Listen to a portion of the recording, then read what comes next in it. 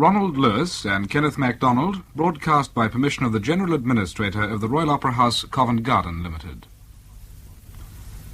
Our next programme follows in a quarter of a minute.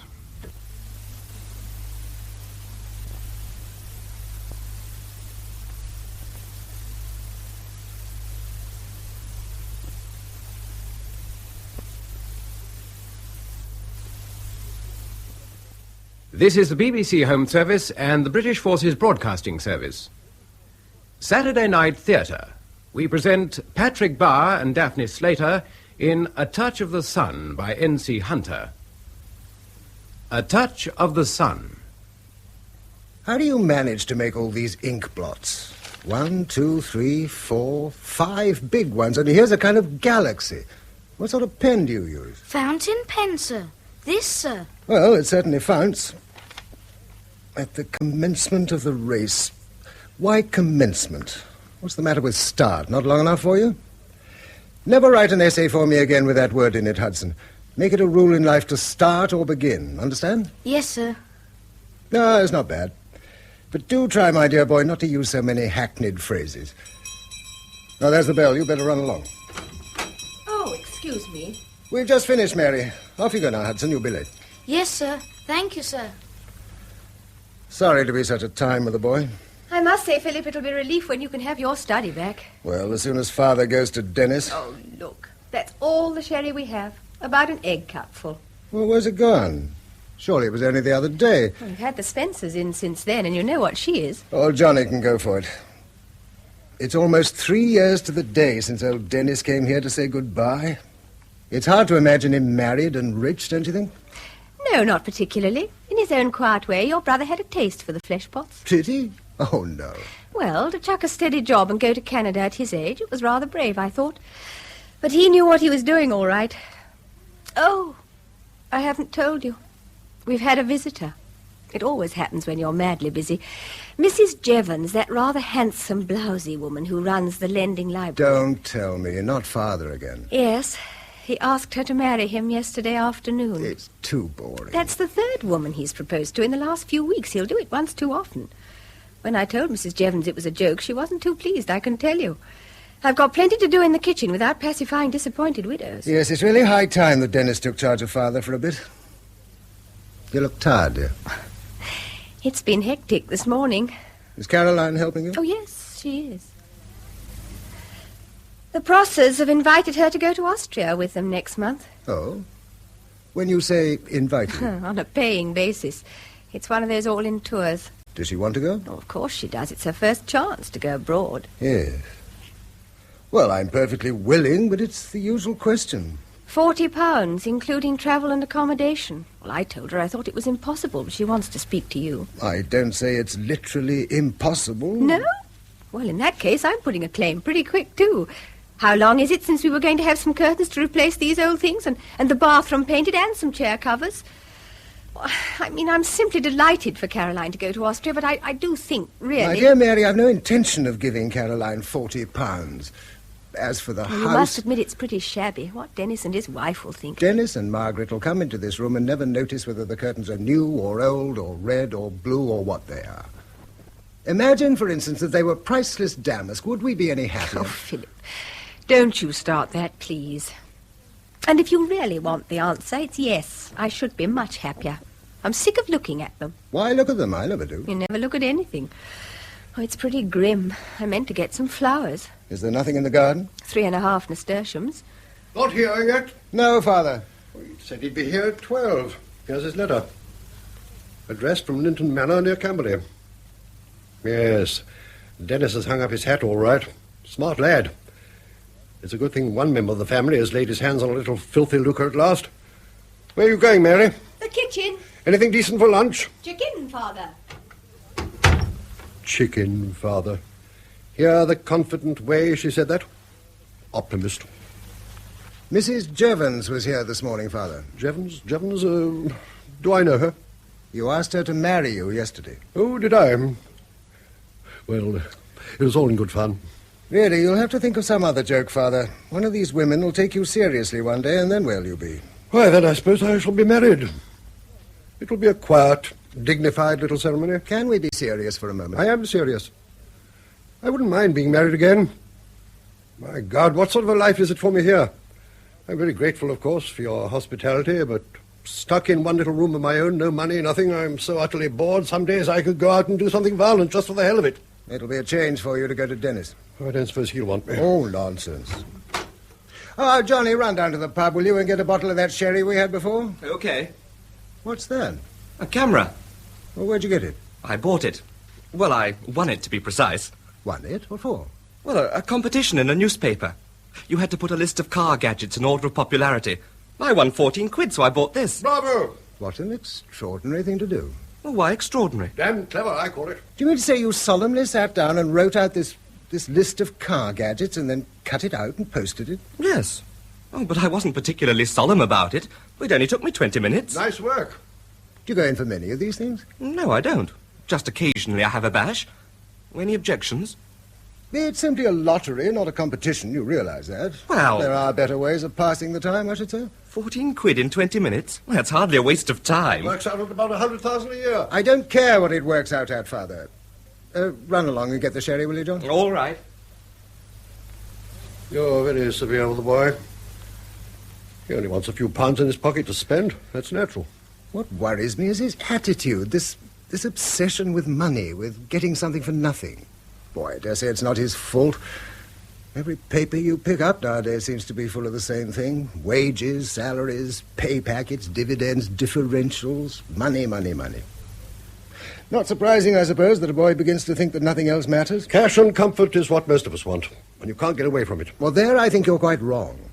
To get away from it is precisely the business of education, as I see it. John is to be a schoolmaster.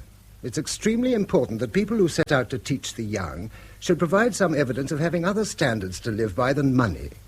If we don't, then who will, I'd like to know? They're union leaders, they're shop stewards. Oh, of course you're a bit mad. I've always said so. Here you sit in a tuppenny halfpenny private school for backward boys, slaving away on a pittance, when if you'd taken my advice... No, let's go into all that again, Father, please. As you like. You've made your bed. There are only 6 sherry glasses for 7 people, but it doesn't matter. I'll share with Johnny. Did Mother tell you about the Prosser's invitation, Father? Yes, she did. I'd awfully like to be able to say something more helpful, Carol, but the truth is... Oh, I know you can't give me £40, but I wondered, if I were to earn about 25, could you give me the balance? Earn? But, my dear girl... I've been tactfully offered a job. By whom? Mrs. Prosser. She asked me yesterday. Oh, not directly. Did I know any girl who would come in and help with the housework and cooking? She would gladly pay anyone 15 shillings a day. Well, she kept on looking at me sideways. I could see what she was after. She can well afford it, too. Chicken feed. I know you're not mad on the Prossers, and I'm not either. But, well, I rather want to go abroad. Oh, I've really nothing against the Prossers. I have. I ate one of his perfect pork pies the other day. It damn near killed me. It's like this, Carol. You've not very long at home before you go off to your hospital training, and, well, it seems rather a pity. I've a very good idea who most needs your help in the house and the kitchen. There's a lot to do when we're all here. Oh. All right, then. All these things will come to you in time. I'm always sorry for the young who have everything handed to them on a plate. They've been cheated of half the spice of living. Ah, I like that. Echoes of your dear mother. Bread and butter first. That was her philosophy. Poor dear, she never got to the cake. We'll have another talk later, Carol. All right, Father. Yes, that's the line old Katie would have approved. When there's no cash in the kitty, then's the moment for a short sermon on the evils of wealth. It was not a sermon. I do wish you wouldn't always try to make me out sententious or hypocritical. I was saying something to the girl which I believe to be true. Well, don't get so excited, my dear boy. I happen to think it important that my children should not grow up in the world blindly accepting the sort of values that people like the Prossers, for instance. There's nothing wrong with Prosser except his pies. Why discuss it? What's the use? What do you know about wealth, anyway? You've always been as poor as a church mouse. I have a better right than you to make homilies on wealth. At least I had some money once. Yes, of course. Now you've lost your temper. I have not. At the best of times, I find it pretty difficult to say what I feel must be said without coming the heavy parent. If you chip in on their side every time, well, it doesn't exactly make it easy. Yes, I talk too much. Well, now Dennis is home, you'll soon be rid of me. There's no room for us all in this house. There's plenty of room, Father, if we respect each other's opinions. Parents and married children. It's oil and water. I ought to have cut my damn throat. Oh, I do wish you wouldn't talk like that. All I was asking... I'll talk how I damn well please. And don't you start lecturing me, because I won't have it. No, what's the matter? I was talking to Carol and Father... Oh, well, you know. I must be very stupid. You get on each other's nerves. 3 years at such close quarters, it's too long. Yes, I'm glad he's going, I must say. Certainly he'll be much more comfortable with Dennis. I can't imagine he'll ever come back. I wouldn't bet about it. It depends on Margaret. Having one's father-in-law in the house isn't every woman's daydream. Oh, Lord. Nothing. I just caught sight of my face in the glass. I look 73, that's all. Isn't your other jacket better than this? I'll change. What you really need's a holiday. Oh, yes, we could all do with that. The summer term, it's always that much too long. Let's think of somewhere really exotic to go.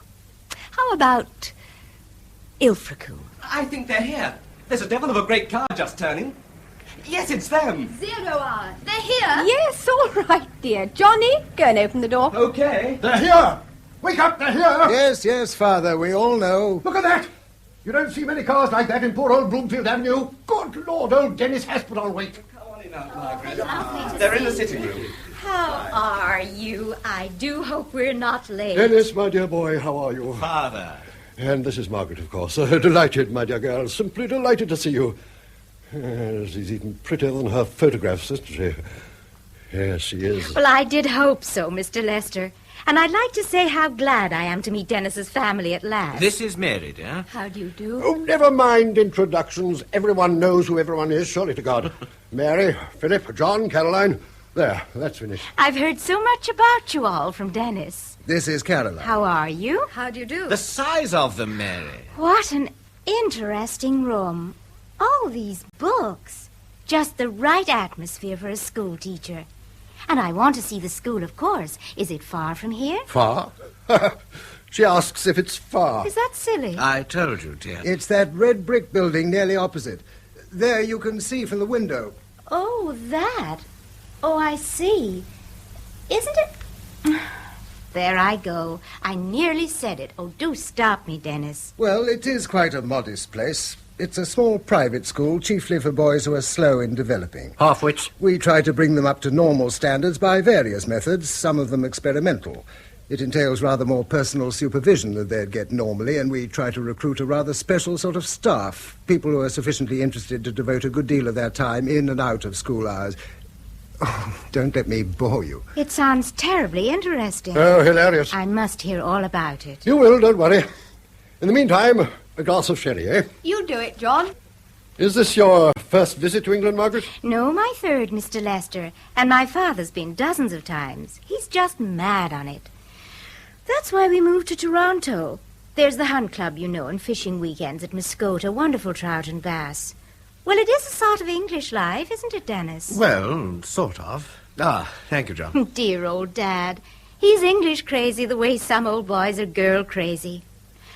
I always preferred New York myself, but after the catastrophe, I was quite pleased to join him in Toronto for a while. Catastrophe? What was that? That was Robert Ellis Jr., my first husband. Oh. After that, Father said to me, now don't make any more mistakes. Next time, go pick yourself an English public school man. So when Dennis turned up, he was pretty pleased, I can tell you. Well, there it is. So it has paid off after all. I nearly beggared myself finding public school fees for these boys. Well, your Aunt Maud did anyway. What's the difference? And here Dennis comes home like the sea dogs of old, with wealth and beauty from the New World. Charming. And you're settling, eh? Not taking him back? Why, no, that's the whole idea. Father wants Dennis to handle the British subsidiary. Handle? What? Dennis manage the whole damn works? Yes, why not? He's been wonderfully kind. Oh, don't kid yourself, dear. Father's not kind in business. And the school. How are things going, Philip? Oh, there have been a good many changes since you last saw it, haven't there, Mary? A laboratory and an art room you'd hardly recognize. I'd love to look round. I thought after lunch, if you'd both care to see it. Well, I'd love to, but it's just a question of time. You know, Dennis, we must be back by 3:30. Oh, school's a school. Is it this year you're going to be headmaster? It's not actually decided. No, of course it's not. That old idiot Spencer will never retire. Every term it's the same. Positively my last appearance. How infuriating. Ah, but you see, I have an enormous admiration for him. I was his pupil, you know. Then when he started this place, he invited me to help him, and he taught me a tremendous lot. I owe him a great deal. You owe him? That's good. Do you know what the old skinflint has the impertinence to offer him as a salary? Father, would you mind? Well, I won't mention the exact figure, but it's just enough for these poor people to starve on. Oh, you do exaggerate, really. In fact, we live perfectly well. No, you don't. It's pinch and scrape and worry. They never get a decent holiday. A week or 10 days in some beastly boarding house. Oh, really? It's gospel truth. What a shame. And we're so looking forward to having you stay with us for a while, Mr. Lester. No, isn't that kind of you? With no offence to anyone, I could do with a change. Oh, I hope I remember to... What, darling? The pictures of the house. Yes, thank goodness. I thought you might like to see them. My word, look at this. Mary, Philip, look at this. What a place. I say. Beautiful house. Yes, indeed. Can I see? We have to put in central heating. I think the previous owners were polar bears. Well, actually, it's not as big as it looks. Those gable windows, Mr. Lester, up on the top floor, that's a separate apartment for you, so we won't all be in each other's hair. One wants to be able to escape, don't you agree? What, a whole flat? No sharing the bathroom? I say, when can I move in? Well, next week will be pretty hectic, but the week after... Perfect. Linton Manor, here I come. Caroline, dear, come and help me, will you? You too, John. Excuse us, won't you? Of course. Poor old Mary.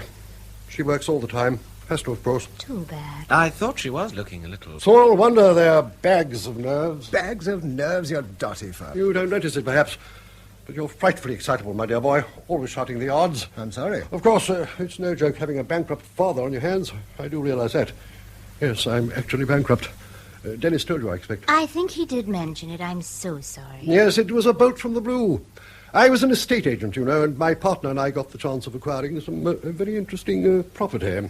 So we formed a little company. Father, do you think Margaret really wants to hear? I don't like me telling the story, but I'm not ashamed of it. Everything would have been all right if they'd only given us time. But at the general meeting, some nosy shareholder got up and asked a lot of stupid, awkward questions, and the long and short of it was that my partner got 18 months. It was a gross miscarriage of justice. Disgraceful. Too bad. I was just thinking, if Philip and Mary want a holiday, why don't they come out to the villa in the second half of August? Villa? What villa? Where are we? Well, it was a wedding present from Margaret's father. It's near Cannes. Why not come?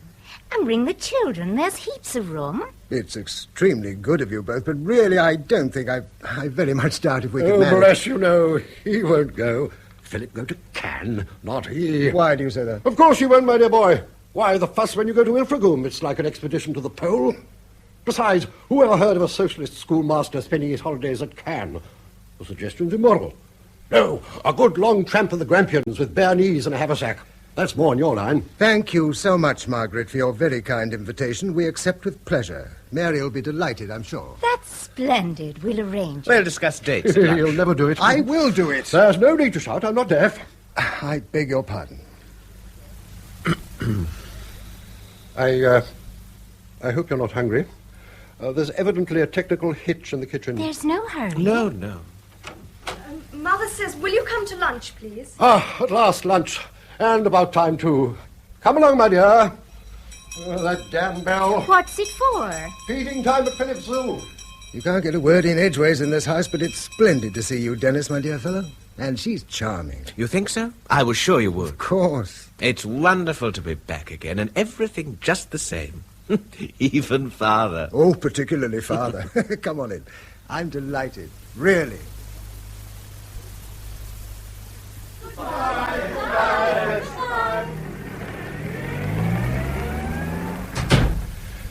What a car, eh?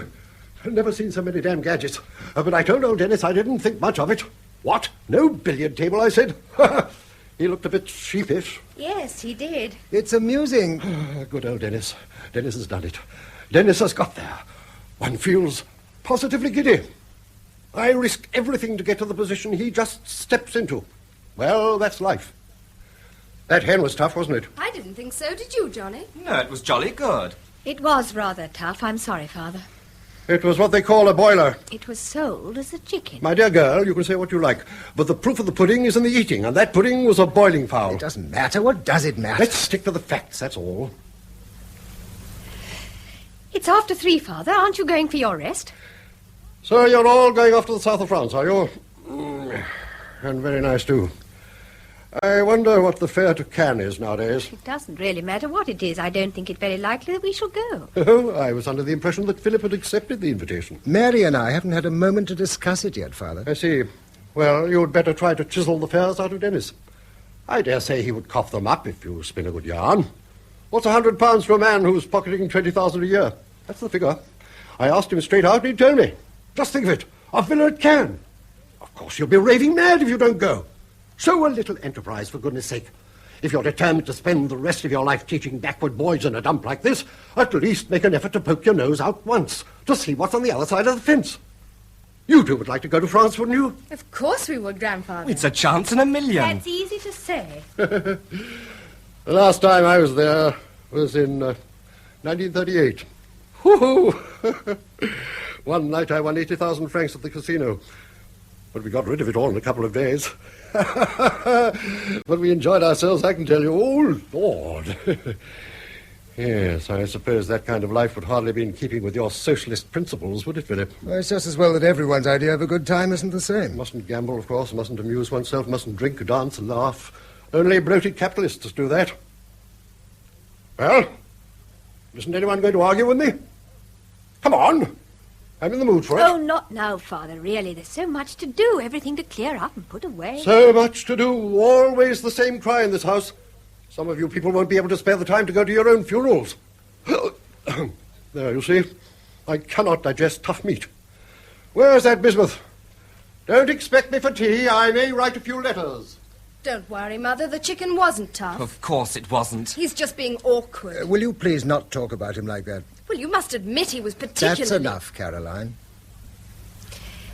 Will you two go and start the washing up? I'll come in a few minutes. All right.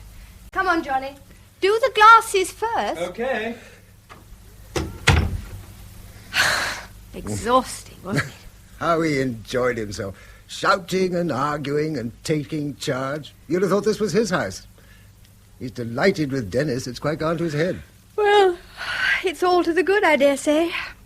Perhaps he'll settle quite happily with Dennis and never come back.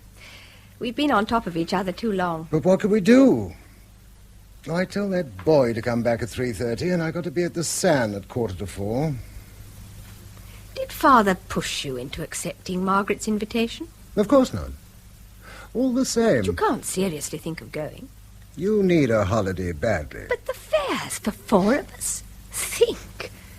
And that's not the end of it. We've none of us the clothes for that sort of holiday. Well, really, I haven't a thing. We could get the necessary minimum, I suppose. You must have a suitable outfit, of course. We've a little saved, after all. Well, yes, but you've always said that was only for an emergency. Perhaps this is an emergency. Oh, Lord, do I look as ghastly as all that? No, of course not. But you'd like a change, wouldn't you? Well, yes, of course I would, but for goodness sake, let's not lose our heads. Incidentally, has Spencer said any more to you about your salary? Well, no. I often wonder if he ever thinks how difficult it has been for you. Oh, you know Spencer. Then he's had a good many expenses this last year with the new buildings. I know, but he should think of his staff sometimes. Oh, of course, if the old man weren't what he is, one wouldn't put up with it. I do feel sometimes... But he is going to retire, we do know that, and he's already nominated me. Only yesterday he started talking about his own plans when I retire, but somebody interrupted him. If I borrowed from Dennis... Darling, you can't. Oh, £100 is nothing to him now. He'd give me 5 times as much if I asked. Don't be too sure. Oh, you don't understand. All our lives we've shared everything, Dennis and I. Remember where it comes from. What about Margaret? I'm not sure she likes us all that much. It was she who invited us. Yes, but rich people are often careful with their money. That's why they're rich. For her, we're Dennis's poor relations. I could see her being careful at lunch not to say anything that might sound boastful. And there was dear old Dennis being so tactful and apologetic about it all. Well, of course, it's not really as big as it looks. It's really quite small. 11 bedrooms. Dennis seemed a bit on edge, certainly. And what it comes to is that the rich like the rich. They talk the same language, have the same worries, and they feel at home in that same little world of villas on the Riviera and smart restaurants and grand hotels. Well, that's natural enough. But it's no place for us. If we're going to have a holiday, do let's go where we don't feel uncomfortable and out of place. Surely you're exaggerating. I'm a schoolmaster having a holiday in my brother's villa. Well, what of it? If Margaret's friends can make anything of that, they're welcome. You'll see they'll enjoy having us there. It'll give them a comfortable sense of their own superiority. Darling, will you ever be able to resist waving your poverty about like a banner? Oh, but I won't, I promise you. You'll be awfully tempted. I swear I'll be a model of middle-class respectability. Quiet-spoken, attentive, eschewing all controversial subjects of conversation. Yes, I shall be a great social success, sought after by the smartest hostesses of the Côte d'Azur. I can just see you. Oh, I'll walk, bathe, probably do some sketching. I shall enjoy it very much. And so do you, darling, surely. After all, the Riviera was quite a haunt of yours. Well, here's a chance to revive nostalgic memories of a happy youth. Doesn't it tempt you? No? Not really. Dressing up and being sociable. I just feel too plain and old to be bothered with it. Oh, that's ridiculous. Why, Dennis was only saying... What? Stick to the truth. I sat next to Dennis at lunch, remember. He's a dear man, but not extravagantly tactful. You'd had a hard morning, of course. Yes, he said something like that, so I knew. Oh, if only I didn't feel so abysmally dull. There he was, chatting away about life in Toronto and New York, and how they'd had a week in Paris on the way home, and all the things they'd seen and done in London, and they've only been here 10 days. Yes, but... And there I sat, saying, really, how interesting. And every time he asked me if I'd seen that or read the other, well, I hadn't. We ought to make more use of the local library. It's really not bad. Oh, some people seem to manage to keep the flag of culture flying over the kitchen sink, but somehow I've always something else to do, or I'm tired, or just lazy. And there it is. I can hardly carry on a conversation with civilized people. I've nothing to say. How many so-called civilized people have your qualifications, I'd like to know? A first-class education, an excellent degree... Oh, don't resurrect my poor old degree, please. That was decently buried long ago, full fathom 5 under the Brussels sprouts. No, I don't want to go to Cannes. There's a time to go to places like that and a time to stay away. Let's settle for glorious Devon. All you say makes me more than ever determined to go to France. This feeling of dullness and apathy, well, I don't like it. Oh, it's nothing, it's just... You used to be so optimistic and cheerful, interested in all sorts of things. Music, books, politics... My dear man, do think. You know the remarks your father makes if he doesn't get 2 large hot meals every day of his life. He even hates getting his own tea. Have a heart. Well, there'll be an end to that now, thank God. So here's the moment for you to have a real change and rest. So that when the winter starts, you'll feel like picking up some of the interest you dropped 3 years ago, We must try not to let our existence here just dwindle away into dullness, routine. Well, what's happened? Where's your old liveliness and curiosity? If we haven't got all the latest books in the house, there are, after all, a number of intelligent papers and... And stimulating talks on the 3rd programme. Yes, I know. Well, then... Look, don't ask me. I can't explain. I'm tired, can't you understand? Do leave me alone. Yes? Oh. 3:30, sir. Yes, come in, Hudson. Well, here you are. I've made a few more notes. Read them. Yes, sir. All right, then. That's all. Thank you, sir. It's the match against the parents on Saturday, sir. Mind you win. Will you play, sir? Play? You played my first term, sir, 3 years ago. Mr. Richards says he can't, and we want a master. Oh, but my dear boy, no, Oh, well, put me down if you must, but... Thank you, sir. 2:30, sir. Cricket, I must be mad. No, you're not. I think it's a very good thing. You sit and work so much, you don't want to turn into an old man yet, do you? No, that's true. That's perfectly true. Don't let me get decrepit just yet, my darling. I believe you need a change more than I do. Well, I give in then. France it is. Good. Though I warn you, I shall really have to get some clothes. And Carol, too. Go to London and get what you want. Damn the expense. I'll look after that. Or rather, Dennis will.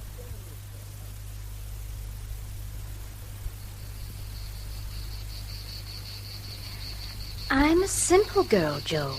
I came out here to enjoy myself, and I like my guests to enjoy themselves, too. Well, what else is a joint like this for? Well, why must we have these long faces and serious conversations? And it's catching.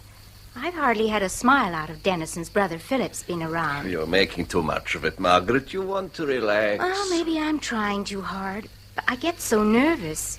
Dennis thinks he's wonderful. His wife now. There's a fine-looking woman. She seemed a bit sad when she first came, but now... Have you noticed Gerald? I'm not blind, Joe. I used to think you were going to marry him. Oh, Gerald's a dear man, but he's too romantic for me. It's a pity. I never enjoyed anyone's proposals as much as Gerald's. Ah, there you are, Philip. What have you done with the rest of the family? Johnny is on the beach, and the others have gone out for a drive with Gerald Harcourt. And you? Oh, just walking and sketching. Oh, why didn't you tell me? I like walking. Oh. You like walking, Margaret? Yes, I do, Joe. Since when?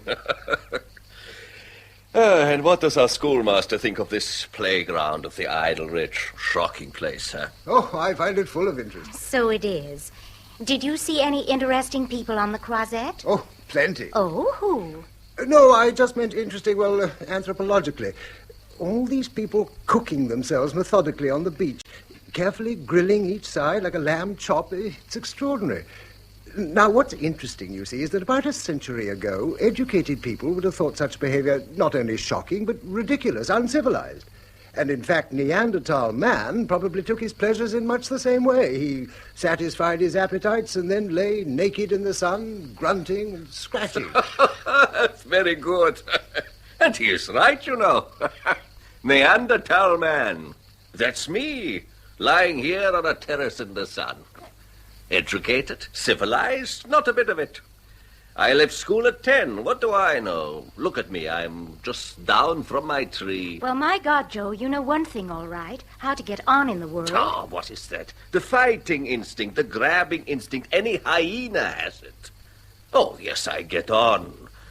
I get on and on and on. I have to. What else keeps me alive? What else makes me tick? I can't stop. How many weeks' holiday do schoolmasters take in the year? 6, 8, 10? In theory, about 15. 15? Listen to that. A month is all Father takes, even now. What would I do with 15 weeks? I should go off my head. I should take to golf. He's right, the professor. The 20th century ape man, that's me. Always sniffing about for the tastiest meat in the business jungle, in the stock market. That's silly, Joe. Creeping up behind the other savages, ready to spring, ready to club them over the head with my checkbook. The Tarzan of the ticker tape. That's me. There's nothing to be ashamed of in being successful. Who is ashamed? I am boasting. Philip, do tell me, what are you sketching? Oh, I'm just amusing myself. Oh, do let me look. Please. Can I? I'm no good at it, really. Oh, a pine tree. I like that. I do, honestly. After Cézanne. A long way after. Lord, what's this? Sunbathers. A Picasso. It looks more like an inferno to me. Why have all you women got such tiny heads and such huge... Honestly. It's just an impression, you know. This sun's pretty hot. If you'll excuse me... You see how it is, Joe? I don't seem to be able to get any contact with him. What sort of contact have you in mind? You know what I mean. Margaret, the Maynards are on the phone. They're at Antibes. They may look in for a drink. Oh, my Lord. When they say drink, they mean drink. Oh, it is time. I must go for my walk. Think of it. All the marvels of science, and yet I must walk. I must plod up and down the streets for the good of my liver.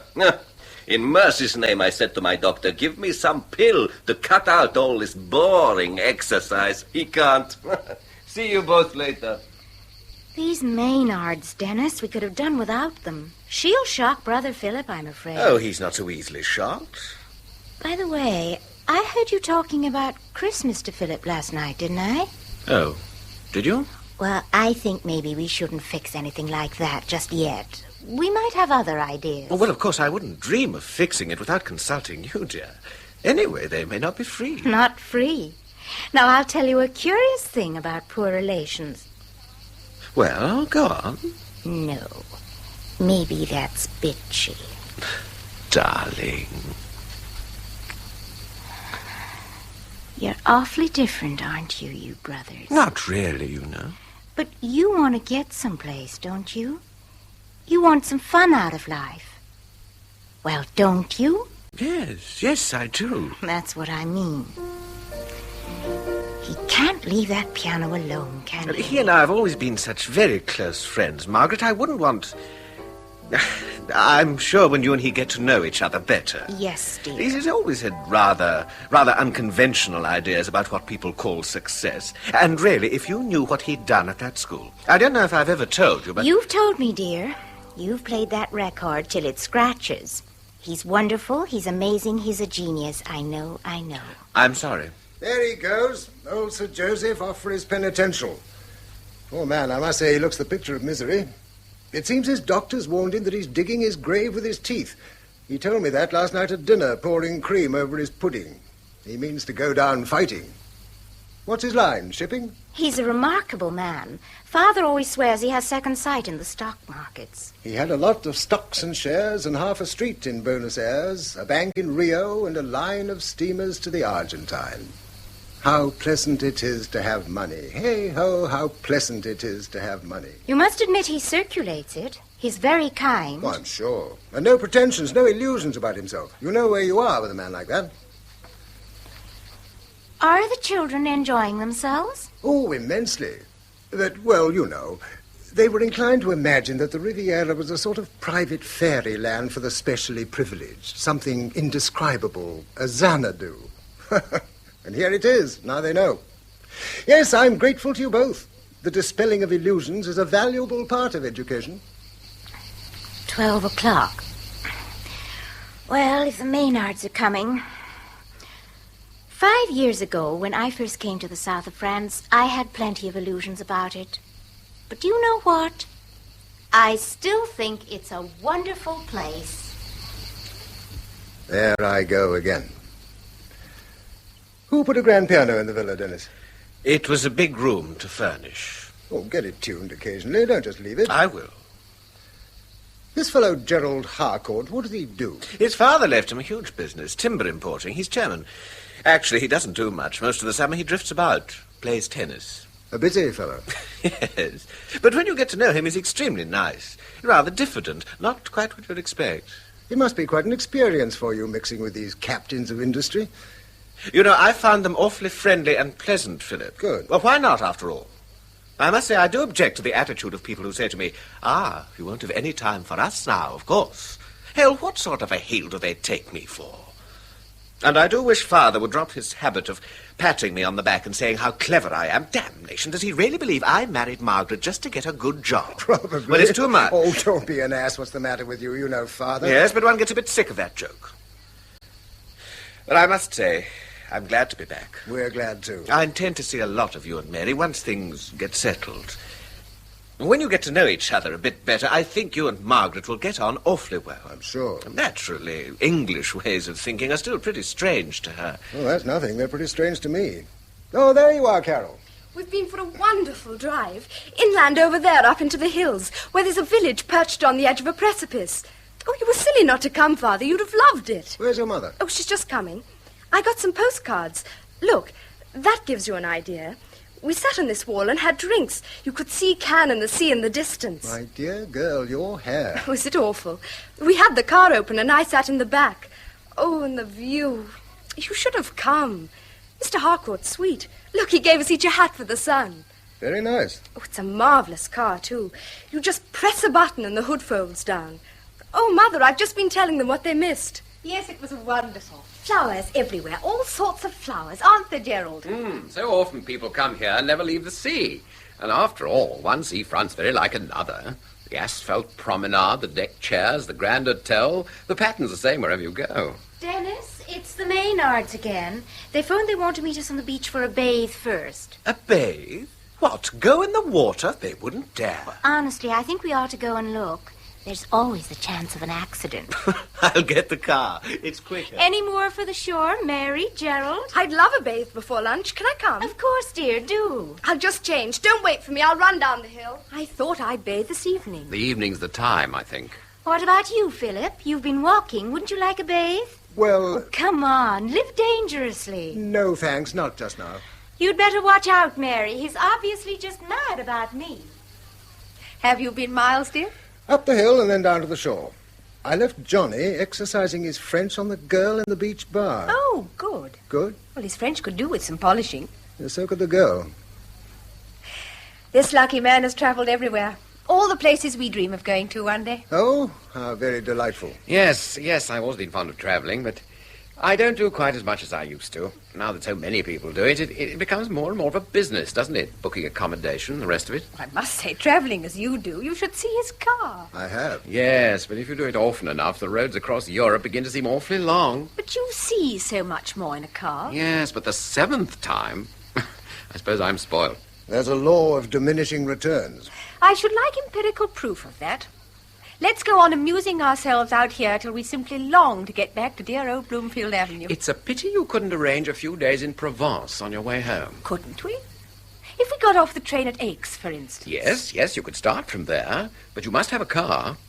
Of course, you could hire quite easily. If you think of doing it, I could give you an itinerary that would take you round the best of it in the shortest time. Just 2 days, say. Couldn't we see quite a lot in 2 days? Certainly, oh, yes. Oh, yes. The Van Gogh country, Arles, Saint-Rémy. It'd be pleasant to have a few days to look round. But unless we cash in our tickets and walk to Calais...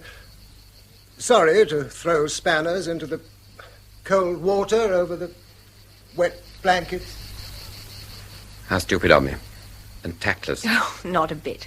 It was a perfectly normal suggestion. One ought to think. But you couldn't guess. I know your husband's a schoolmaster. One ought to have a little imagination. Somehow, though, you don't give me the impression of being a schoolmaster's wife. Don't I? What's your idea of a schoolmaster's wife? Oh, I vaguely imagine someone rather dull and drab and spectacled. Perfectly right. Obviously. It's a boys' preparatory school. Yes, a rather special sort. Big? Small. Well, Sorry? your husband runs it, I suppose. No, he doesn't. You don't mind me asking all these questions. It's just that I want to picture how you live. It's not a very exciting picture. I shouldn't bother with it if I were you. A schoolmaster's wife. No, I can't see it.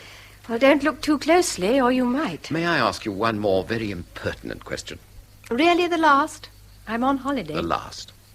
And you needn't answer if you'd sooner not. Did your husband really mean...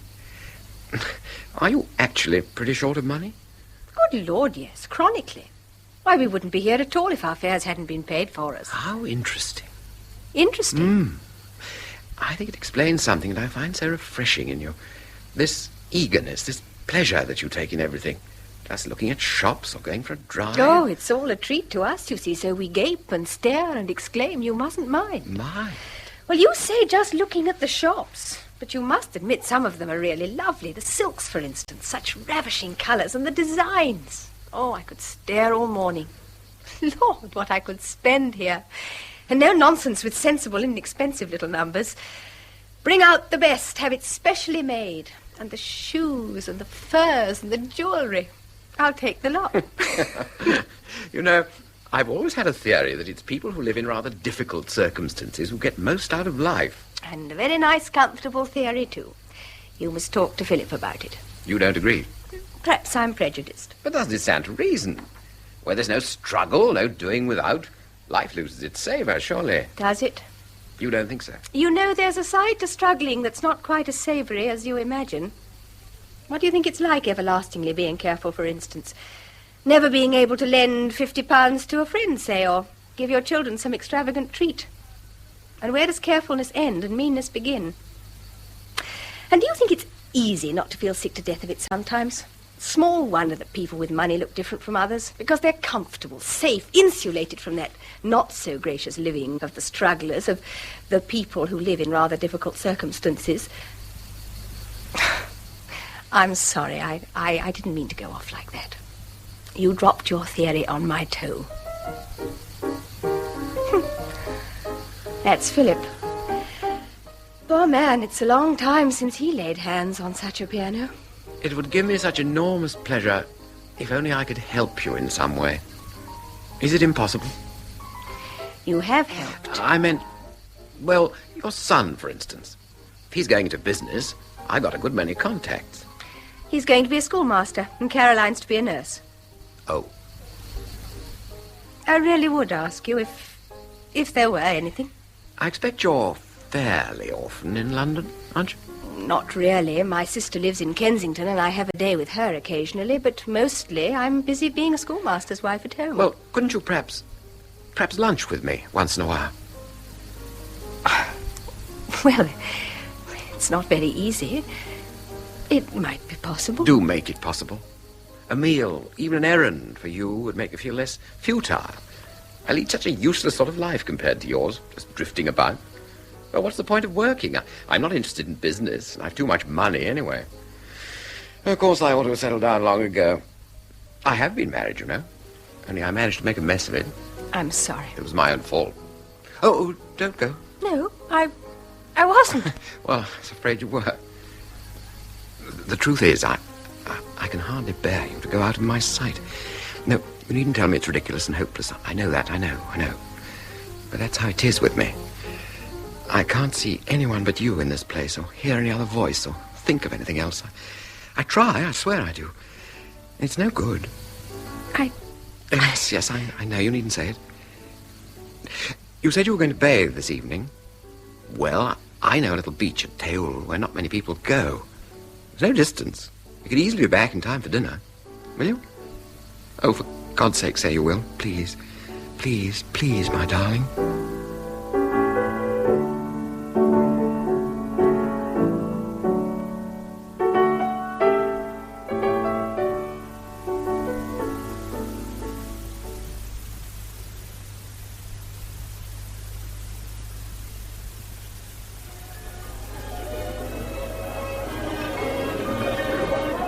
You'd have done better, Dennis, to accept the exchange in the opening. As it was, you didn't develop your queen side till too late. My position seemed cramped all the time. Care for another game? The hijinks will go on for an hour or two yet. All right, one more. Unless you want to dance. Well, Margaret's fond of it, you know. All the social accomplishments now. Mary likes it too, but I can't do it. Shuffling and jigging round the room at my age, I just feel rather ridiculous. Even Sir Joseph dances, looking rather like an elderly orangutan. Incidentally, it was good of Margaret to lend Mary a dress. Suits her, doesn't it? Yes, admirably. She's looking much better, don't you think? Yeah. It's wonderful what a difference about 10 days has made. She was rather low in spirits. For this relief, much thanks. You have had father, too. I felt bad about that, Phil. Well, he's your worry for the time being, and that'll make a difference. And then the children will be standing on their own feet fairly soon. Yes, I've a feeling that we shall gradually emerge from the tunnel. Have you heard from father? Bless you, he wouldn't waste a stamp on me. Well, Margaret heard from the housekeeper. It was rather a cryptic letter. Apparently things aren't too happy. Is there a housemaid? Yes. Is she excruciatingly ugly? No. That's the trouble, then. Oh, damn it all. Do you really think so? It's very likely. Well, if you're right, I don't know what Margaret will say. You'll have to get used to that. It's the way loneliness takes him now. Yes, but I mean, with the servants. Were it not for imagination, sir, a man would be as happy in the arms of a chambermaid as of a duchess. Father was never troubled with imagination. Oh, that's going to be a great nuisance. Do you think I ought to write to him? If you like, but it's probably a waste of time. It's bound to end soon. After all, he's an old man. I can smell heliotrope. The trouble is that Margaret will... Rochot. Hello. I've been dancing furiously with a young man everyone calls Bobo. Bobo? Ah, that's the Vicomte Jean-Louis Christophe de Chauvigny. Oh, never mind. He's charming. Oh, how awful my French is, though. I keep getting hopelessly involved in subjunctive clauses. Quoique je puisse, or pu, or pousse. You're enjoying yourself, Caroline. Oh, wonderfully. What a place. To be able to dance and look at the sea and all the lights. Oh, all the lights. Have you had a drink? Have I not? Puis-je vous offrir un verre de champagne, mademoiselle? Mais avec plaisir, monsieur, I said. Mais volontiers. Oh, dear, I can't believe we're going back on Saturday. Well, another year, perhaps. It's been something to remember. I shall boast to the Prosses. Look at that yacht all lit up. Oh, how beautiful Cannes must look from out there. Do buy a yacht, Uncle Dennis. Why don't you? You ought to, really. Fancy not having a yacht. How many glasses of champagne did Bobo give you? I really don't know. Does it matter? Oh, not a bit. Well, I must go and give my imitation of a host. We'll play again tomorrow, Phil. I should go easy on the champagne if I were you. Is my face red? Oh, yes, it is. An alcoholic flush. How awful. You ought to come and dance. I wish you would. I don't really go in for dancing, you know. It rather bores me at home, but here somehow... Oh, do you suppose we'll ever come back here? It's quite possible. Is it? It's got the feeling of something that doesn't happen twice. Do you mind particularly? Not really. I'm awfully glad to have seen it, though. It's certainly a change from Ilfracombe. I thought you liked Ilfracombe. Oh, it was all right. But fancy having this to come to. Imagine it. I really must marry a tycoon. Perhaps if I carefully nursed one back to health, if I sat up all night pouring beef tea down him.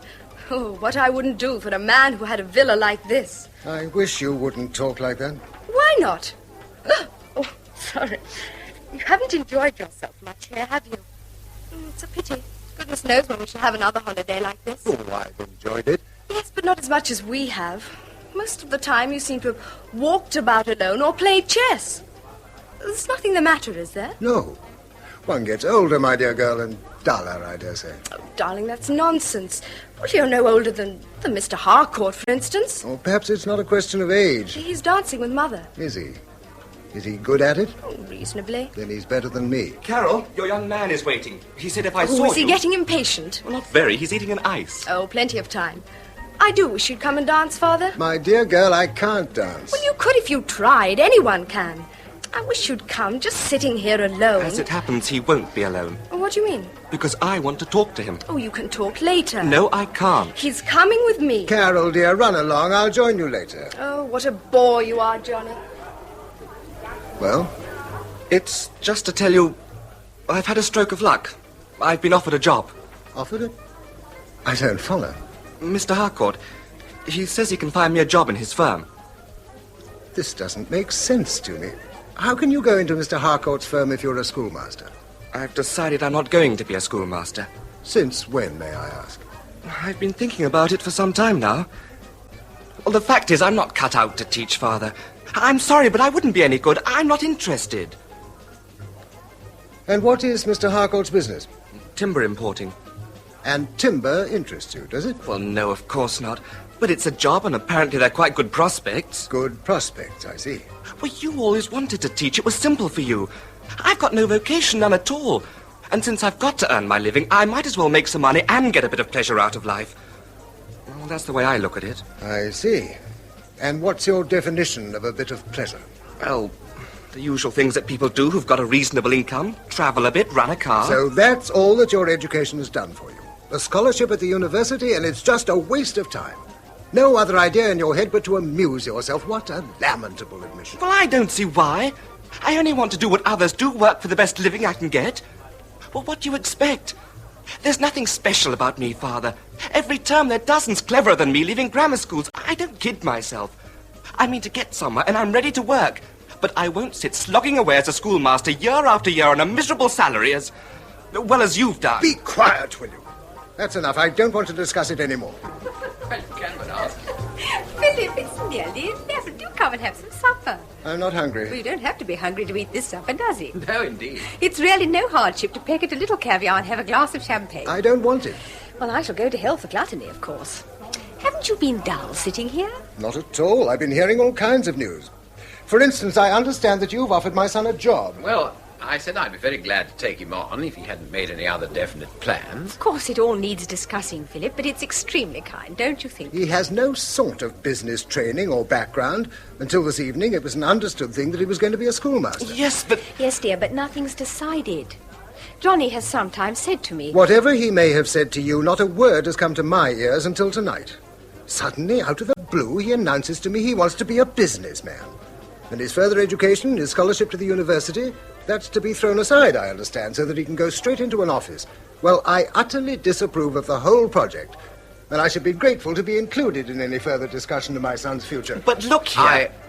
I beg your pardon. I had no intention of interfering. Of course not. Philip, can't you see? I object very much to having the matter discussed behind my back by people who are not concerned with it. And what about me? Whose future are we discussing anyway? Johnny, please. Well, I'm not a child.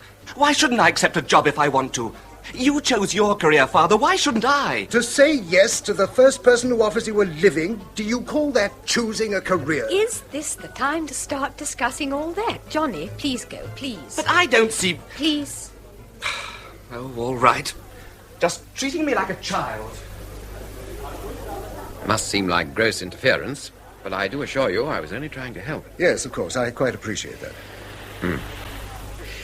When the music stops, you can just hear the sea. Please don't think me rude and ungrateful. It's just that well, it was rather unexpected. Yes, of course. Oh, I promised to run the Duviviers back to St. Paul. Excuse me, will you? I was only trying to help. Who asked for his help? Damn his interference. If he wants a youth in his firm, let him pick someone out of his own set and leave Johnny alone. I wonder which you're considering, Johnny's career or your own satisfaction. What do we know about this man Harcourt? Absolutely nothing, except that he's a wealthy parasite. Yet you all seem hypnotized by him. He only has to open his mouth and all our plans for the boy are discarded for the glorious chance of life on an office stool. Suppose the offer is perfectly genuine. Can't we even discuss it? I want no offer of help from a man like that. But can't you see what a prejudiced, bigoted attitude that is? Is it his fault that he was left a fortune? Does that necessarily make him despicable? I like him. Like him? That playboy? And as for Johnny, I had a suspicion this was coming. He hasn't been happy about schoolmastering for the last year or more. It's no use pushing him into something he hates. Hates? I didn't know he hated it. No, it's curious. You're so clever with other people's children, but Johnny... Oh, he's intelligent and decent enough, but he's no particular originality. He just wants to get on in the conventional way. I should say Johnny's cut out to be a steady, hard-working, reasonably successful businessman, and nothing more. He'll commute, drink beer, play golf at the weekends like a million others. We don't always get the children we want, you know. What you don't seem to appreciate is that this attitude of his makes nonsense of everything that I've tried to instill into him since he could think for himself at all. I've tried to teach him that life should be something more than grabbing at what you can get, that you should give something of yourself to it, make some contribution, serve some cause. Religion, education, art, medicine, the sea, the air, the stars, anything. Anything provided that it's followed in some spirit of enthusiasm and passion and delight. And at 18, he decides to devote his unique existence to the making of money in order to buy himself amusements. And you don't find it deplorable, no? Well, yours is the more sensible, realistic attitude, I dare say. But I've been largely responsible for his education, and I feel a sense of astonishment and failure. Give him a chance. How do you know what interests he may follow when he's found his feet? No, please, I'd rather not. My dear child, don't be ridiculous. Why, there's not enough champagne in a glass this size to make a mouse drunk. No, really, Sir Joseph. Oh, come on. Don't be frightened of your father here. His bark's worse than his bite. Take your medicine like a good girl. But really, I've only just had a glass. She said no, Sir Joseph, didn't you hear? No evening classes here, please. Now, Caroline, we will have a competition. Let's see who can swallow a glass of champagne in the shortest time without hiccuping. Here, now, take it. She said no. Damnation, can't you leave her alone? Well, what did you want to do that for? What's going on? What's happened? Drunkenness isn't amusing. Please keep these jokes to yourself. Drunk? He can't be serious. A few glasses of champagne, a little brandy. Will somebody please explain? It was only a joke. I was just offering the girl a glass of champagne. It was partly my fault. Well, Father was worried because he thought... Shall I go to him, Mother? No, dear, better not. Run back to the party. I'm so sorry, Aunt Margaret. Why should you be sorry, dear? Run along, darling. I feel I ought to apologize, Sir Joseph. Philip doesn't usually... He's not quite himself this evening. Oh, no, please, it was my fault. One shouldn't play silly games. Evidently, I touched some spring by mistake and out-jumped the tiger. Serve me right. Look, my hand is actually shaking. He scared me so. Tarzan turned rabbit, you see. Oh, Joe. Oh, that's nothing that a little brandy won't cure. Forgive me, Mrs. Lester. I didn't mean to upset him. Of course not. And forget it, Margaret, please. Perhaps I'm a little drunk after all. Serve me right. Like a tiger. Bad show. Very bad show. Margaret, I'm extremely sorry this has happened. It's no fault of yours, dear. I can't understand it. It's so unlike Phil. Good Lord, he'd never have behaved like that in the old days, honestly. Ah, the good old days. Mary, it didn't strike me that Joe was drunk. Was he really annoying Caroline? Was she worried? Oh, I think Philip took it all too seriously, Margaret. He was in a mood. A mood. You know, between ourselves, I don't think Philip's happy here. Oh, I'm sure he is, dear. Are you? Has he told you so, Dennis? Or do you just say that because you'd like to believe it? I've an impression that the whole atmosphere of the place gets on his nerves, and the people, too. And I wouldn't want to keep him here a day longer than he can stand it. It wouldn't be a kindness.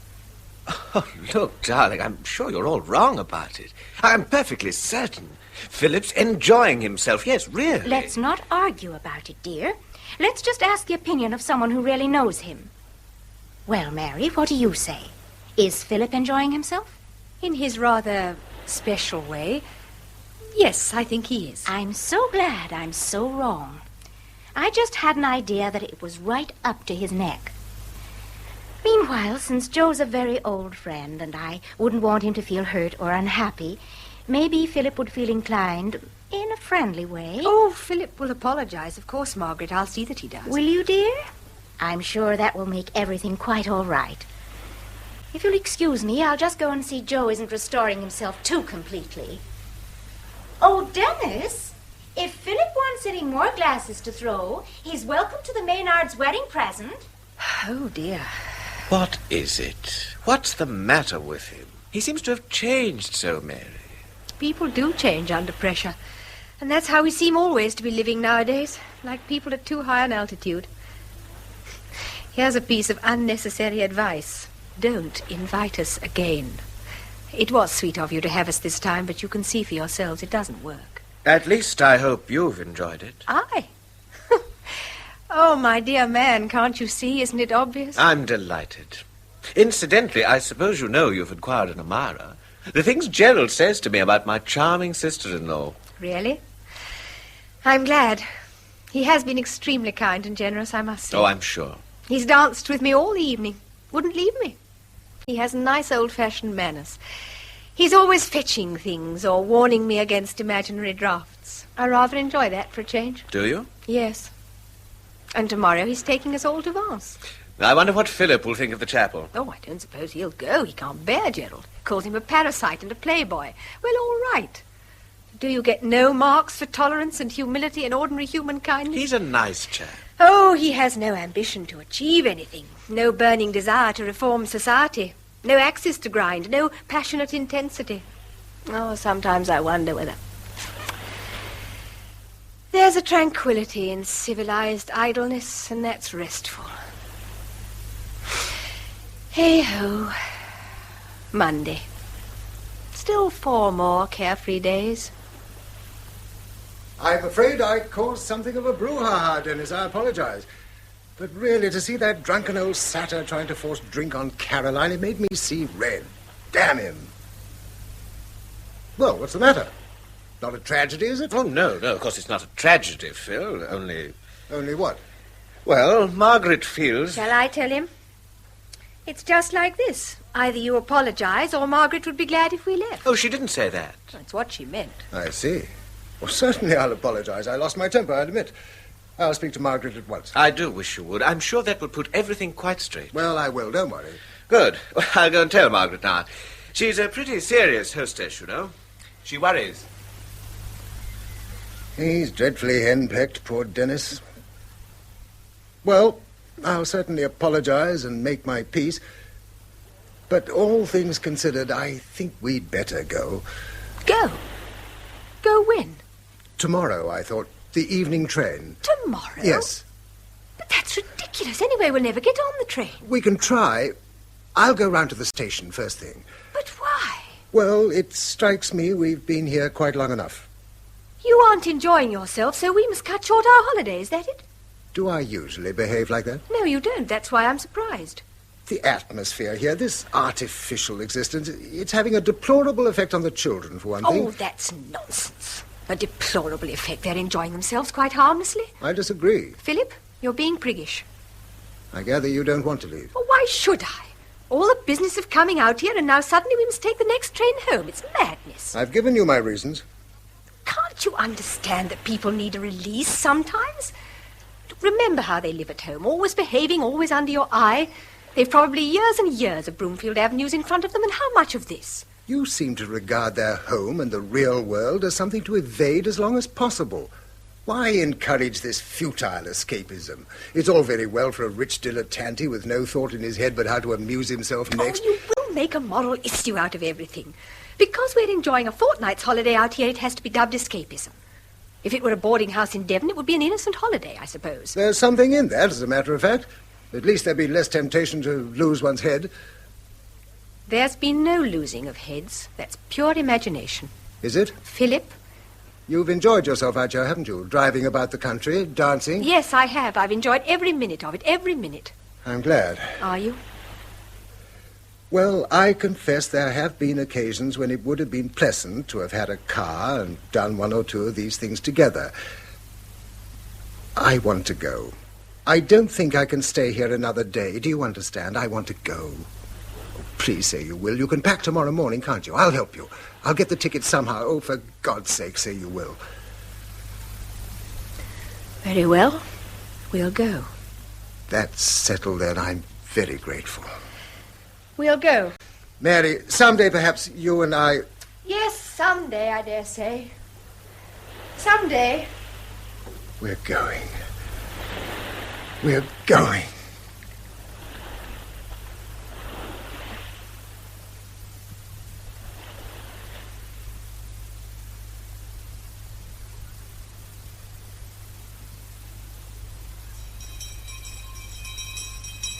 This is really a bit much. When he was here, he never ceased complaining, and now he insists on coming back on the first day of term and with Mother in London.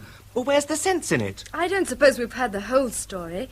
Well, probably they just wouldn't keep him. So we've got to, is that it? They could at least push him out of the way upstairs, but we've got to have him round our necks all day. People in our position always get the dirty end of the stick. It's typical. That's the most boring bee you've got in your bonnet. Give it a rest, for God's sake. Perhaps you didn't notice how we were treated at the villa. Gently patronized all the time. If you go about looking for slights and insults, I dare say you'll manage to find some. The grammar school boy having a wonderful treat. If you hadn't such a chip on your shoulder, you'd realize that no one gives a damn about that nowadays. That's Father's story, but I know better. I can remember when we had no time for Prosser, a vulgar, uneducated meat pie manufacturer. And what happens? Prosser makes a lot of money and sends his son to a good public school while I'm educated on the state. Oh, of course, if you feel so very aggrieved and inferior, model yourself on Prosser, why don't you? And when your son's a ghastly little snoblet in a top-hat school, you can stick out your chest and feel happy. Oh, sneer at Prosser by all means. But at least he has worked for his wife and family. What a revolting remark. It's all damn fine. But people like Father ought to think twice before they marry and inflict their sort of life on... Shut up! Philip, can we come in? Of course. Good afternoon, Uncle Dennis. Good afternoon, Grandfather. Good afternoon. Your father about? He's over with the headmaster. He'll be back any moment. And Mother's in London, but she'll be back soon, I think. Are they expecting me? Has the bad news been broken to them? I told you, Father. I rang last night. Oh, yes, your room's quite ready for you, Grandfather. Oh, thank you. There's a case in the car, Johnny. I'll get it. Sorry it's so heavy. I packed the spoons. It's no trouble. Of course not. Granddad's always welcome.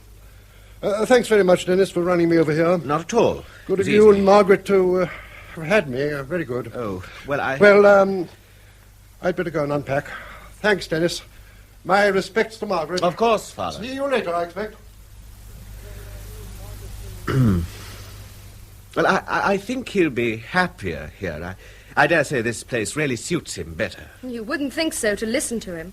He's an old man, remember. Ah, Philip. He's here? Yes. I'm packing. Oh. His room ready, Carol? Yes, quite. Good, thank you. Carol, dear, I want a few minutes with Uncle Dennis. Of course. I'm awfully sorry about this. Really, though, he made himself pretty impossible. The housemaid complained to the housekeeper, and when she went up, Father apparently, well, played the fool. And then he would keep coming down when Margaret had guests and, well, butting in. And what finished it was the night he went into the kitchen and ate half a plate of lobster patties. We had some people for dinner, and Margaret was pretty upset. Well, naturally. He loves lobster. Yes, but I'm afraid Margaret got a bit tired of it. Mary gets a bit tired of it too, you know. I'm sure. 3 solid years we had him, without a break. I know. Oh, what the devil can I do? Margaret says she's willing to pay for a room in an hotel, but she won't have him in the house. He hates hotels. No, he must stay here, of course. And it's awfully good of you. Naturally, I'll contribute towards his keep. Oh, damn But that. of course, Margaret agrees too. After all, there's food and light and laundry. Yes, but all that, there's plenty of time.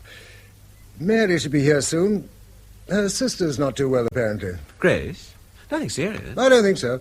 Mary thought she ought to spend 24 hours with her. How is Mary? Fair. Oh, she seemed so well in France. Yes. No, it's nothing one can put one's finger on. What did she say when you told her about Father? I hope she wasn't upset. I haven't spoken to her. When I rang up last night, she was out. Oh? Somewhere or other. I left a message with Grace. Is anyone out of the villa now? No, we closed it down when we left. We all came home together, you know. Joe insisted on a couple of nights in Paris on the way back. To recover from Gerald's driving, he said. We lunched with Gerald yesterday. In London? Yes, at his club.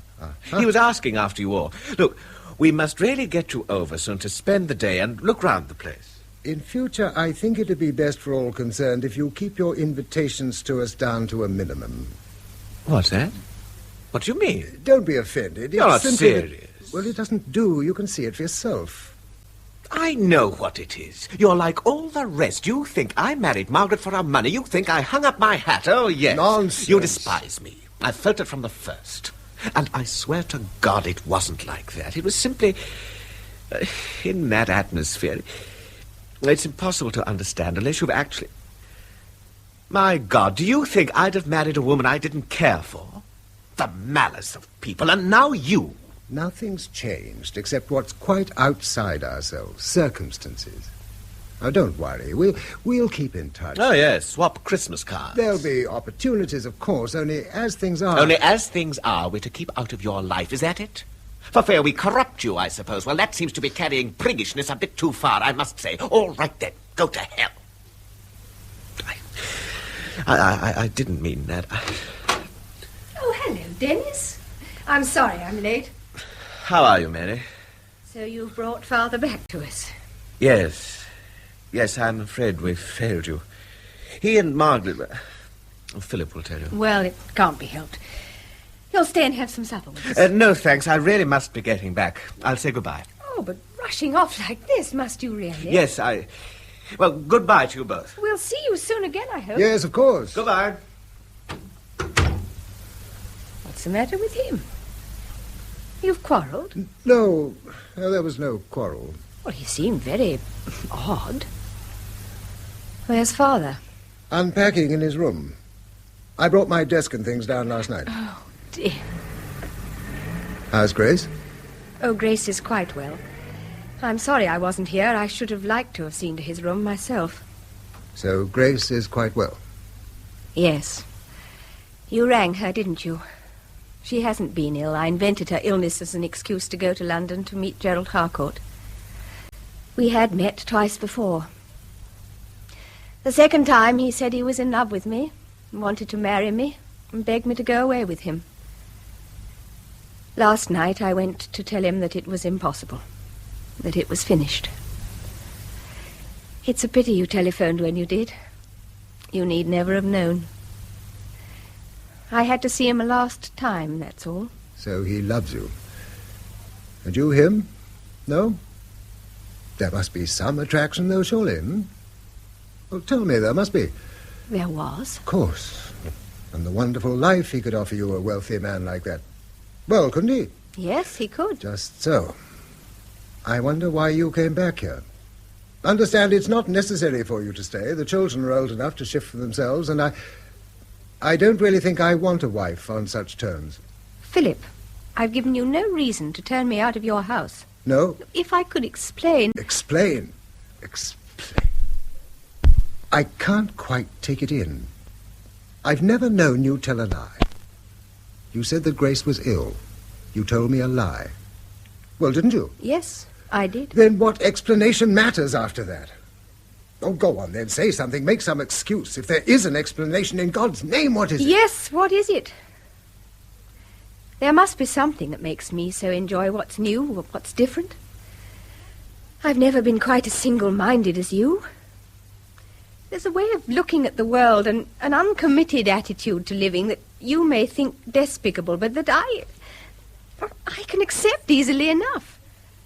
We're not all meant to look out of the same window, surely.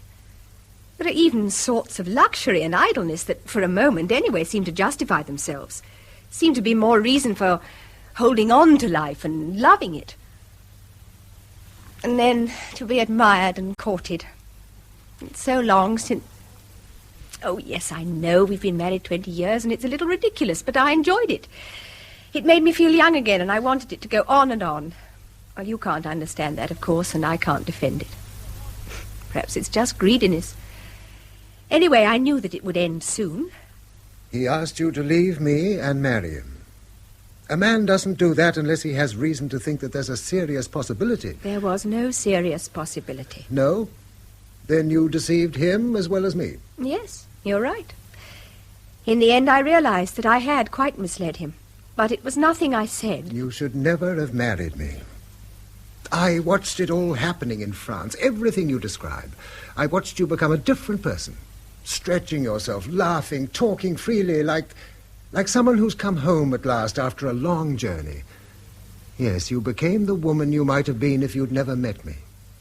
Brought up as you were, it was a mistake to marry a prig of a schoolmaster. It was no mistake.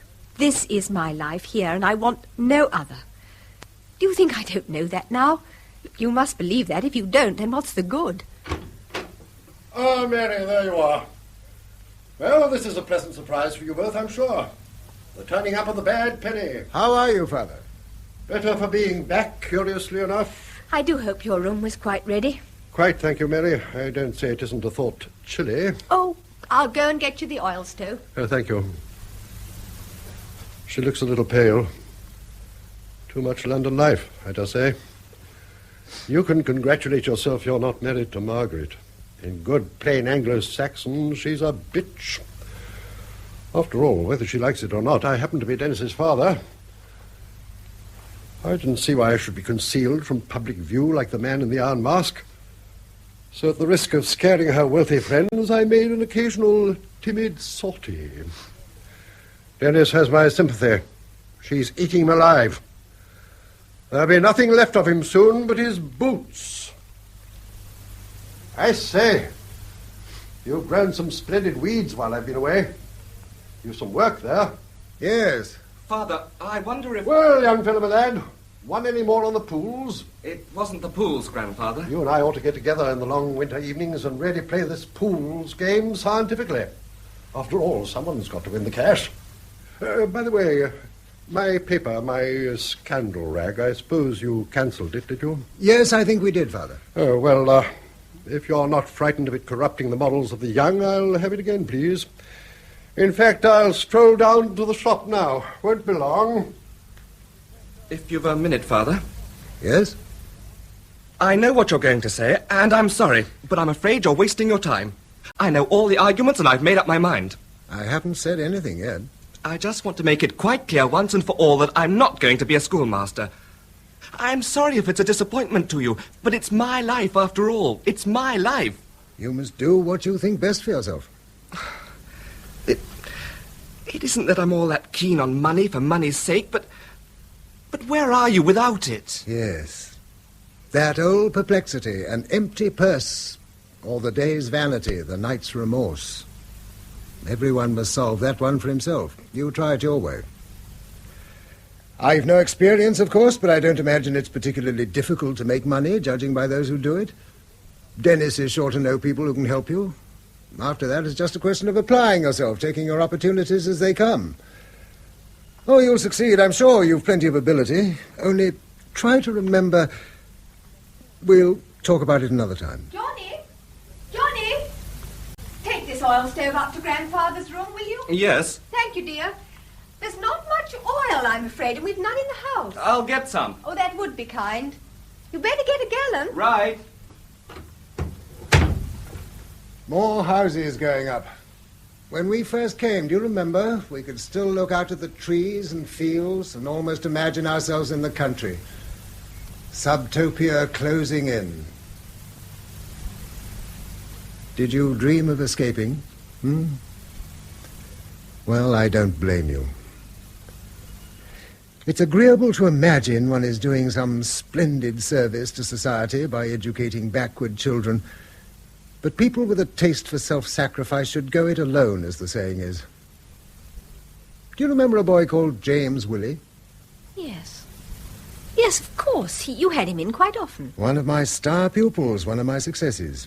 I used to boast to old Spencer about him. He showed me this in the paper this morning. A little paragraph about a young man sent to jail for robbing an old woman and slashing her across the face with a bicycle chain. And it's for toughs like that I've worked here for 15 years and deprived you and the children of anything but the bare necessities.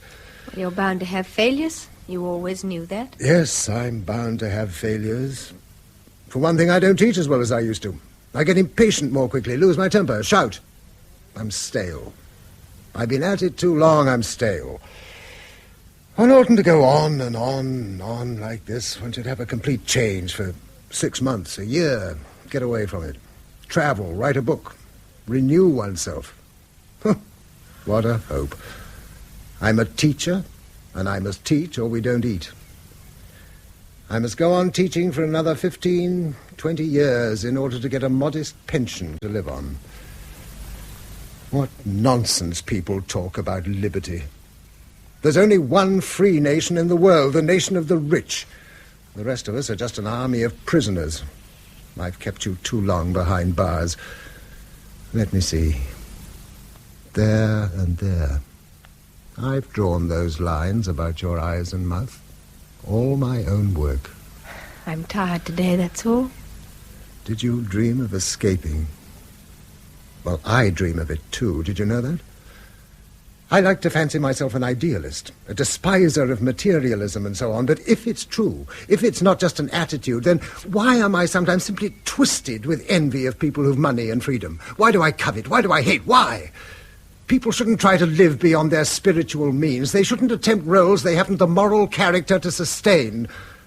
Oh, damn this school to hell! Don't say that.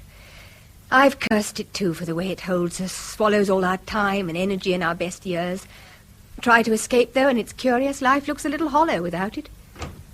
I managed to buy the last copy. Incidentally, have you been in the shop lately? They've got a new assistant. Quite an eyeful. Yes, a damned personable young lady with a real figure, quite Juno-esque. Go and look at her, Philip. It'll give you an appetite for dinner.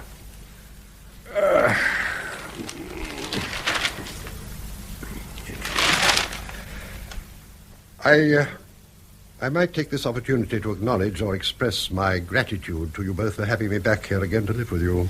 Oh, it's natural. There's nothing of the kind.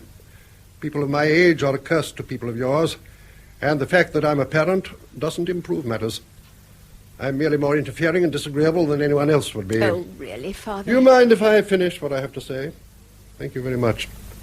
I shan't mention this matter again, but I would be glad of your attention for another 15 seconds. When I get ill, as of course I shall do in the end, I wish to be taken to hospital, and that with the minimum of fuss and argument. God knows I'm enough nuisance to you when I'm well, and I'm fully entitled to die on the health service. Is that clear? Very good. That's all I have to say. Oh, that damn noise is starting again, is it? 10 to 6. What's that for? Spencer's usual talk at the beginning of term. Aren't you going? He can do without me for once. I should think so. I've often wondered how the devil you do it, teaching the same thing to a lot of mentally defective cubs year after year. What does it feel like, Mary, coming home to do the Brat's Hall after a holiday on the Riviera? Oh, one always feels a bit restless after a change. That's normal, once the term starts, though. Well, as long as you're satisfied. My impression was... Of course we're satisfied. I imagine everyone has moments when his office feels like a prison and other people's work seems so much more interesting and rewarding. Don't you think that you should go, dear? You always go, don't you? It doesn't matter. It's not necessary. Of course it's not. I'll bet you know it by heart. But you know how he likes you to be there, Philip. It tickles his vanity, that's all. You don't understand, Father. Spencer likes to have the staff there on the first day. Do go. Don't you? When in doubt, get tough. That's a golden rule in dealing with employers. Really, I wish you wouldn't interfere. What point is there in being here at all unless he believes in it all? Unless he does it as well as he can?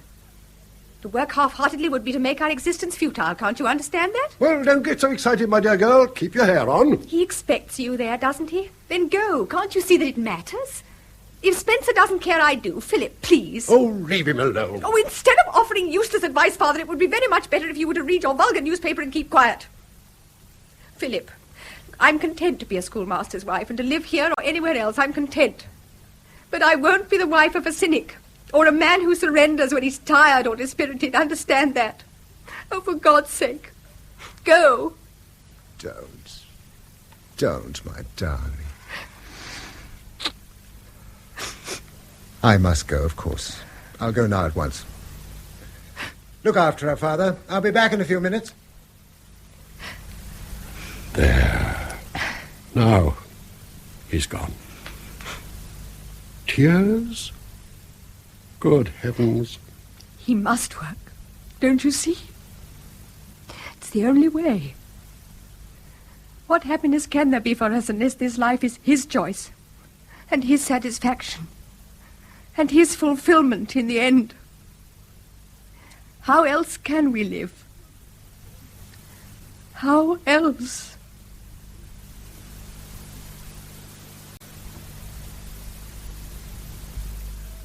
In A Touch of the Sun by N.C. Hunter, which was adapted for radio by Peggy Wells, Philip was played by Patrick Barr and Mary by Daphne Slater. Robert by Austin Trevor, Margaret Hilda Kreisman, Dennis Hawthorne, Gerald Harcourt William Fox, Sir Joseph David March, Caroline Tracy Rogers, John Glyn Dearman, and Hudson John Berry. The play, which was recorded, was produced by Charles Lafoe. You might like a reminder that the play you have just heard, A Touch of the Sun, will be broadcast again on Monday afternoon at 3 o'clock. Now, before the news at 10 o'clock, I'd like to draw your attention to a broadcast which you can hear next Thursday in the third programme. John Betchman will be giving a reading of a poem by Tennyson, Aylmer's Field. Here are the opening lines. Dust are our frames, and gilded dust. Our pride looks only for a moment whole and sound.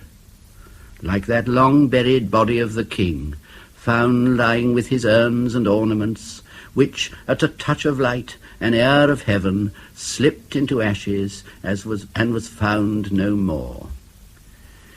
Here is a story which, in rougher shape, came from a grizzled cripple whom I saw sunning himself in a waste field alone, old and a mine of memories, who had served long since a bygone rector of the place and been himself a part of what he told. The opening lines of Aylmer's Field by Tennyson, which will be read by John Betchman next Thursday in the third programme at 5 to 9. Philip Drew introduces the programme the night before, Wednesday at 8:40. The 10 o'clock news in 2 minutes.